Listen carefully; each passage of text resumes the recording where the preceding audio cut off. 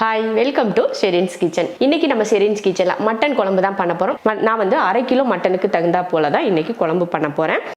1/2 kilo mutton, கொஞ்சம் மஞ்சள் தூள், 1/2 ஸ்பூன் அளவுக்கு மிளகாத்தூள், இஞ்சி பூண்டு பேஸ்ட் 1/2 ஸ்பூன். அடுத்து தயிர் சேர்த்துடலாம். ஒரு 4 ஸ்பூன் அளவுக்கு தயிர், தேவையான உப்பு. இப்போ இதை கலந்துருவோம். மசால் தடவியாச்சு 1 மணி நேரத்துக்கு ஊற வச்சிடலாம். 1 ஸ்பூன் அளவுக்கு எண்ணெய் ஊற்றிருக்கேன். 2 ஏலக்காய், 2 கிராம்பு, சின்ன துண்டா 3 துண்டு பட்டை, ஒரு 1/4 ஸ்பூன் அளவுக்கு சோம்பு, 1/4 ஸ்பூன் அளவுக்கு மிளகு. அடுத்து பெரிய வெங்காயம். இதெல்லாம் மசாலா வதக்கிறதுக்காக தான், தாளிக்கிறது கிடையாது. வெங்காயம் இந்த அளவுக்கு பச்சை வாடை போகிற வரைக்கும் வதக்கிட்டு இதில் தக்காளி சேர்த்துக்கலாம். நான் வந்து சின்ன தக்காளியாக 2 தக்காளி சேர்த்துக்கிறேன். அதையும் வதக்கிடலாம்.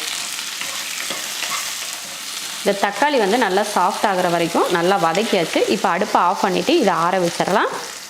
மசாலா நல்லா ஆறிடுச்சு. இப்போ அரைச்சி எடுத்துருவோம்.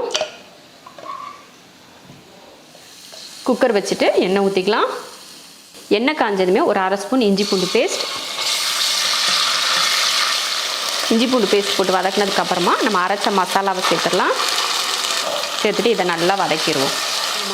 அரைச்ச மசாலா போட்டு நல்லா எண்ணெய் பிரிஞ்சு வர வரைக்கும் நல்லா வதக்கியாச்சு. பாருங்கள், சுற்றி எண்ணெய் பிரிஞ்சு வர ஆரம்பிச்சிருக்கு. இப்போ நம்ம ஊற வச்சுருந்தோம் இல்லையா மட்டன், அதையே சேர்த்துருவோம்.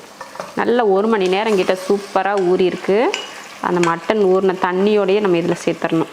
இதையும் நல்லா வதக்கி எண்ணெய் பிரிகிற வரைக்கும் வதக்குவோம். மட்டன் பாட்டுங்க நல்லா எண்ணெய் பிரிஞ்சு வர ஆரம்பிச்சிருச்சு. நல்லா வதக்கணும். இது போல் நல்லா வதக்கிட்டு இந்த டைமில் கொஞ்சம் மசாலா பொடி சேர்த்துக்கலாம்.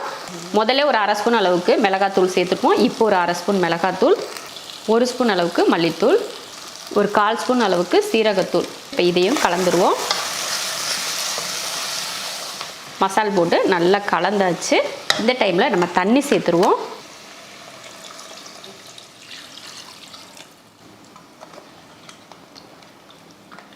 அவ்வளோதான், தண்ணி சேர்த்தாச்சு. அளவுக்கு அதிகமாகவும் தண்ணி வேணாம். உங்களுக்கு கொஞ்சம் கிரேவி எப்படி இருக்கணும்னு பார்த்துட்டு நீங்கள் சேர்த்துக்கோங்க.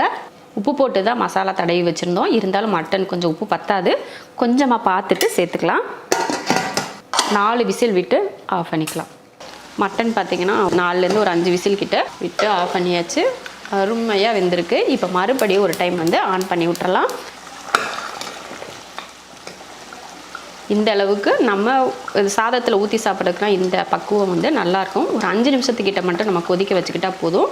இந்த டைமில் ஒரு 1/4 ஸ்பூன் அளவுக்கு கரம் மசாலா போட்டு ஒரு 5 நிமிஷத்துக்கிட்ட நல்லா கொதிக்கட்டும். அப்போ ஒரு 5 நிமிஷத்துக்கிட்ட நல்லா கொதிச்சிருச்சு. இப்போ இறக்க போகிறதுக்கு முன்னாடி கொஞ்சம் கசூரி மேத்தி சேர்த்துடலாம்.